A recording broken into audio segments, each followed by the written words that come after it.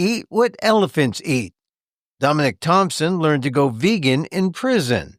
That's next on the PETA Podcast with Emil Guillermo.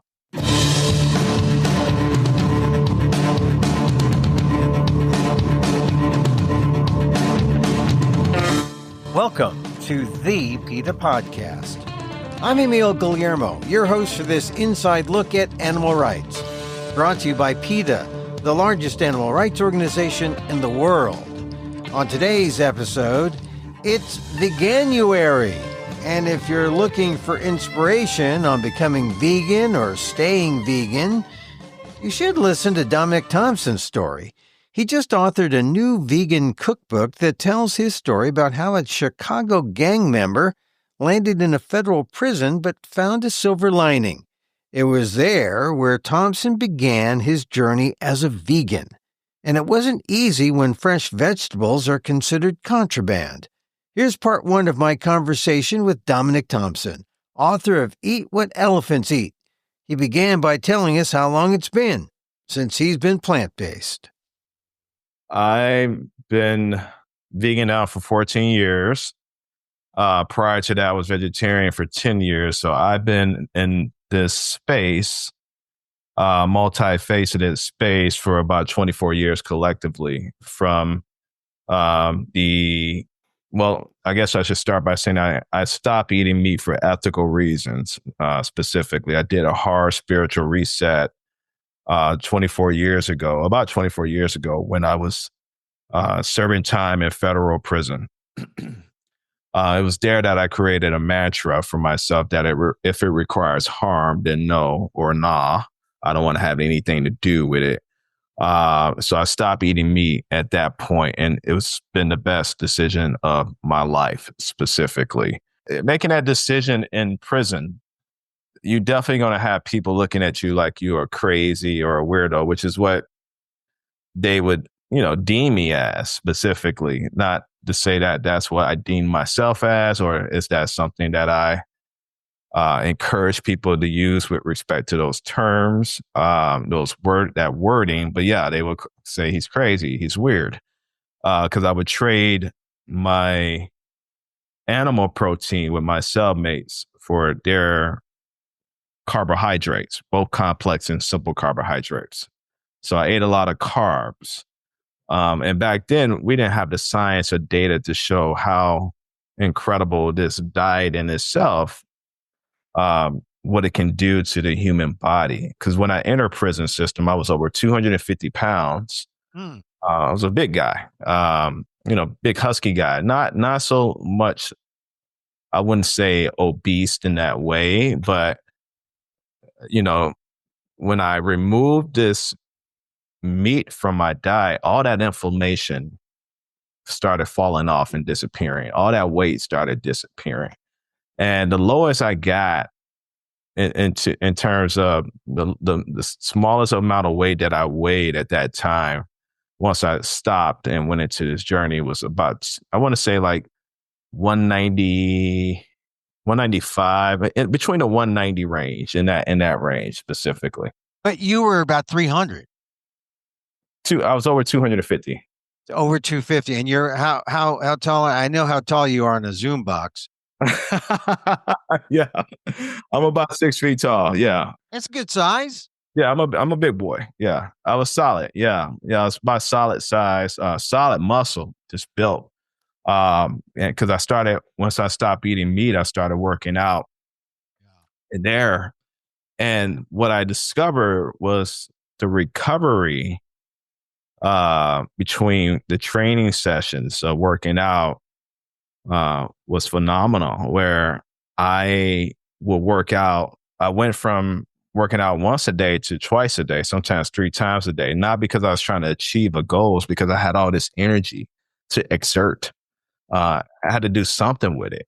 So when I was hitting the heavy weights on the weight pile early on in the mornings, in the evenings, I was doing pull-ups, push-ups, and dips. And to the later evenings, just taking a run around the compound of the track field that was at the facility. And this is due to the fact that you had so much more energy from your diet? When did that hit, get in your head? Like, oh, this must be the diet. It really didn't click for me, honestly. Like again, we didn't have the science and the information we have today. This is over 20 years ago.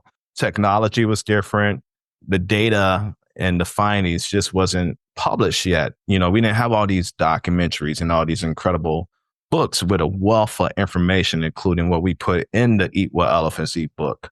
A lot of data that we placed in there, took our time to present that to the readers where they can see what happens when you do go down this path. So I didn't know at the time, and now even the newer data shows that when you eat a whole plant-based food diet, you are activating good genetics. When you eat a traditional Western meat diet, you are activating bad genetics. And a lot of things are happening in that sense. Inflammation, different preventive diseases that can occur and more. But it didn't click on me what was happening until I started outlifting almost everyone in a compound full of over 1,000 inmates specifically, because we will have what was called liftoffs, where we'll see who's the strongest.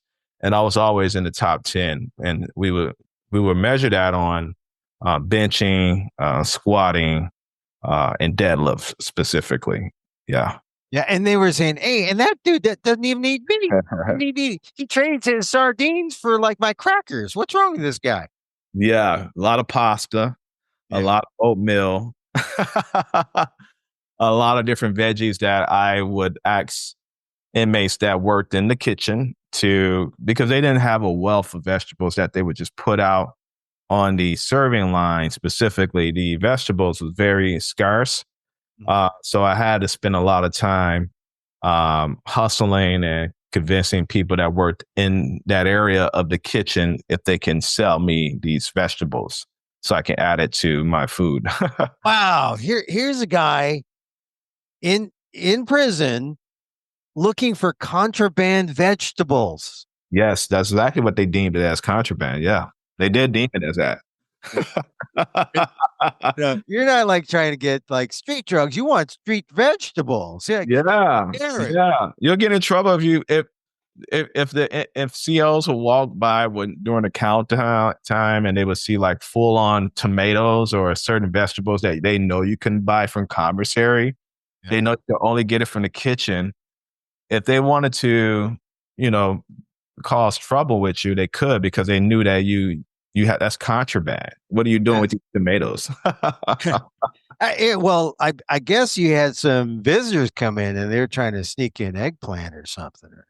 No. They, I didn't have very many visitors, but the few that did come see me, I used that as an opportunity to eat something like a croissant or a Danish, something where you don't get like a lot of processed foods in prison. That's one thing I will say about Good. That's a good thing. It's not, it's a good thing. I don't know what it looks like today, but federal prison then, we didn't have the only processed foods you can buy was on commissary.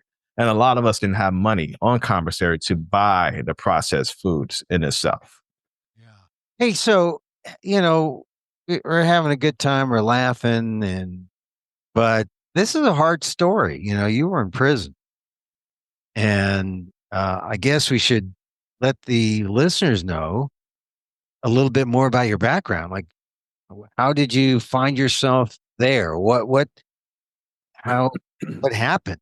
And I mean, because it's great, you became vegetarian, you became vegan. We'll talk more about that. And you got this great book where you have all these recipes. But this is a life story that's important, because your journey to veganism is a lot different from many people who could be listening to this podcast right now. What was it like growing up, and how did you find yourself at a federal penitentiary in Georgia, was it?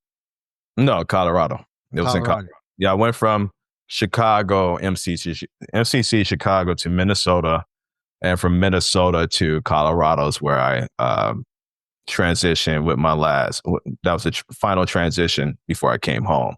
But to answer your question, I come from humble beginnings. I come from the west side of Chicago specifically. I was brought up in a household where my mom did all she could to provide for me and my two sisters. So essentially, she was having 3 mouths to feed. She's a single Black mother, amazing woman, one of the most amazing women that would give her last and take off her coat for a homeless person or the person with nothing and give it to them. And she's the type of person that would feed you before she feed herself. And even if that means her going without eating. So amazing woman that did all she could with what she was working with, working 2 jobs as a nurse. Growing up in Chicago, you have different scenarios that you're faced with. And essentially, that pathway led into other pathways and landed me ultimately that old lifestyle of dealing drugs. That's what I used to do in my teenage years. That became such different a window of opportunity, but also it was not the end all be all for me because here I am. I've seen this amazing woman working 2 jobs as a role model that inspired me to also work and also go to college for architecture and design and more, while also resigning from what we deemed as the dope game specifically. And I did what I did in that and I left it alone. But a new scenario presented itself when I was in college where 2 informants used a childhood friend to solicit me into a deal or, to have something progress into what will ultimately be a bad decision on my part where my old lifestyle caught up with me. And that's what's called karma, Emil, that's what's called karma, where here I was facing federal time.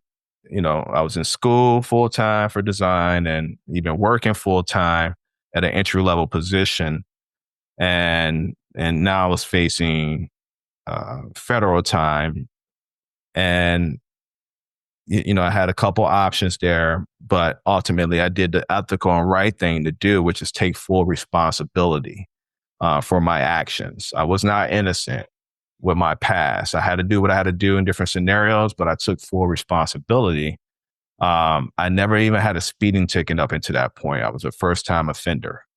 It just so happened that here I am facing time, and it's at the worst case scenario. It's not the people of the state of, for the listeners, wherever you are, it's not the people of your city. So, for example, it's not the people of the city of Chicago. It's not the people for the state of Illinois. It's the United States of America, your government versus you. And that's one of the most scariest pieces of paper any human being can see, at least for me. Obviously, some people may feel differently, but that was one of the most darkest times of my life. And I hired a lawyer and looked at all my options. So, and that was the first time that any person sat down with me to have a heart to heart with me to let me know, look, we can go to trial because we had a really good chance to go to trial. Well, we had a chance where we could have won. But if we lose, according to my lawyer, and this is one of the best lawyers you can hire, you will not come home until you're in your 30s. You're going to do some time because you're wasting taxpayer money. And, the government feels like you have some leverage here where you need to take some responsibility. Or we can do a blind plea. So, and he said, this is what's called karma. And I was like, what does karma mean? And again, this is a young Dominick. Didn't know anything about what I know today. Yeah. How old were you? I was about 21, 22 at the time. Yeah. So I was in my 20s, my young 20s, and trying to figure it out. And he said, you and I both know this could have been a lot worse. And the consequences and the things you used to do in your former lifestyle, this is now what you're facing as a consequence. It's comebacks around. What goes around comes back around. And that kind of stuck with me, and I had to process it, especially knowing that either A, go to trial and we can fight, and if we lose, I'm not coming home for 10 years minimum, or B, take full responsibility and accountability. And I went with the latter because that was the right thing to do without rolling on anybody to bring anybody in, and also realizing that I'm not completely innocent. I did make some mistakes in my younger years, and it's okay. It's truly okay to admit to mistakes, and it's okay because we will get past this. So I took the full responsibility, and they end up giving me essentially still a 10-year sentence, 4 to 5 years of hard time and 5 years of house arrest. And I end up doing some years on hard. I got a couple years off of that and came home and did house arrest. And I was on house arrest for 2 years and got 3 years off of that. So I spent my 20s dealing with the judicial system. And in hindsight, especially what we know now, and a lot of us had a lot of opportunity to do a lot of unpacking with the unfair judicial system, how it's systemic and more, with these mandatory guidelines specifically. Sure, you can argue till you're blue in the face to realize that me, the first time offender, was unfairly sentenced with some mandatories. But if I had to do it again, honestly, I would, because it made me a better person. And I would not be talking to you right now on this podcast if I didn't take that route. And so here's the thing. You essentially plea bargained with the feds and got 10 years. No, I did not plea bargain with the feds. Absolutely not. We did a blind plea. You're going in there admitting your guilt, and you're letting the judge by default decide the fate based on the guidelines, but you are not cooperating with the government. So you're really looking for mercy. Yeah, essentially. Yeah, you're leaving it up to the mercy of the judge. Yeah. And so it kind of went your way, sort of, because not time-wise, but who knows? You roll the dice if you go to trial, and you didn't plea out, so you let the judge decide, and you have no regrets about that. No, I don't. I don't have any regrets about that, because it led me into a very compassionate, peaceful lifestyle. It allowed me to, and this is a good catalyst and segue into why I stopped eating meat. There I was in my prison cell trying to figure out. I was in college. I had a full-time job. I had coming from where I come from, I kind of faced a lot of adversity, but I was on my way to being a productive human being. And I was trying to understand the why, which is what we talk about in the book a lot. Your why, trying to help people identify their whys. And I explained to everyone my why. And there I was trying to figure out, what is the meaning behind all of this? Like, I'm being removed. I've never been in trouble in my life with the judicial system. I didn't get probation instantly. I was just trying to figure out what was happening. And I prayed. I got down on my knees and asked God for some answers. I'm spiritual and I'm science driven. I'm not religious, but I do believe in God. I do believe in the universe and the higher energy, right? Higher calling. And that messaging came to me very clearly in a vision where I was an 8-year-old Dominick. I remember it like it was yesterday. I was sitting at my mom's kitchen table, and she was feeding me chicken wings. And I was already a finicky eater up until this point. But I was trying to make sense of this vision, and then it just hit me like a light bulb, because in that moment, I was looking at those chicken wings, looking at my mom, looking at my arms, looking at the chicken wings. I was like, and I pushed back, I don't want to eat this. And she was like, why? I was like, because they look like little bitty arms. And she looked puzzled, and she was like, huh. And my mom is a no-nonsense woman, and it's not like she can go to Google, like, what is wrong with this kid, right? This is the 80s. And she was like, arms. And she said, well, then you're not going to eat. But my mom told me always to speak my mind, and I was like, then I'm not going to eat. And so she followed her intuition, eventually went to the corner store to buy some fish sticks. And her intuition led her to believe that it's the masking of the food and how the presentation of the food in itself is causing me not to want to consume these body parts or this flesh, which I didn't deem as food. So that that memory right there was like a light bulb, and it just came off like it was firing off all types of different things in my mind and my thoughts, where I realized at that moment that whether you're an 8-year-old Dominick or an 80-year-old Dominick, if the universe shows you something, you have to see it through. And this is where the universe removing me from a very busy society that we all are a part of today, where we have all these distractions, these phones, these so much to stimulate our minds. And we think we know ourselves. We think we could sit in silence and meditate and more, but we really don't. And in that moment, I had an opportunity for the next couple of years to be very isolated without these distractions, to rebuild my mind, my body, and my soul. And that's when I created that mantra: if it requires harm, then no. And I never looked back, and that was 24 years ago. So yes, if I had to do it again, I will, because it made me a better human being. You found compassion in prison. I did. I found compassion in prison.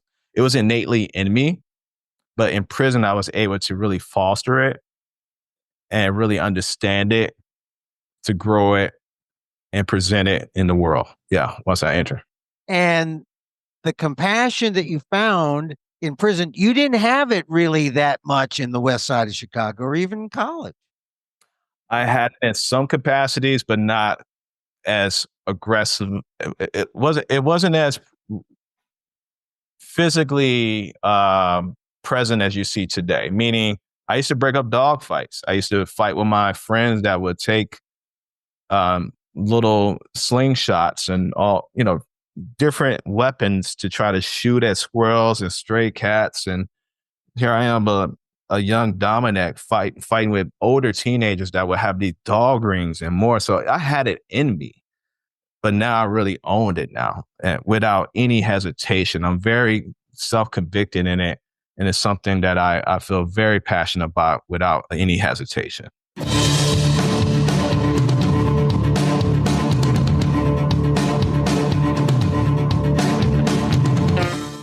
Dominick Thompson, author of Eat What Elephants Eat, now available where books are sold. And if you think his life would make a good movie, well, that's in the works as well. That was part one of our conversation. In part two of our conversation, Dominick talks more about his gang life, how he went from vegetarian to veganism once he got out of prison, his favorite dishes, he loves bowls, soy curls, and more. That's the next episode, part two, with Dominick Thompson on the PETA Podcast with Emil Guillermo.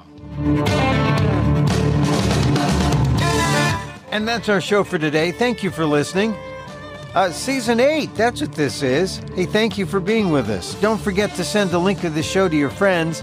Tell them you like the PETA Podcast. You can contact us at PETA.org. You can find me on X, aka Twitter, at Emil Amok, that's EMILAMOK, or see my vlog at amok.com, or see my work at patreon.com/Emil Amok, also at substack.com at Emil Amok. See this podcast on YouTube at Emil Amok 1. Oh yeah, all those places. Hey, once again, thank you for listening. Check out all our episodes on your favorite podcast app or on Apple Podcasts, where you can subscribe to, as well as rate and review the show. It helps get the word out about the issues you care about. Our music is provided by Carbon Works. Check them out on YouTube. And join us again next time for more insight into animal rights and the fight for a cruelty-free world on the PETA Podcast. I'm Emil Guillermo.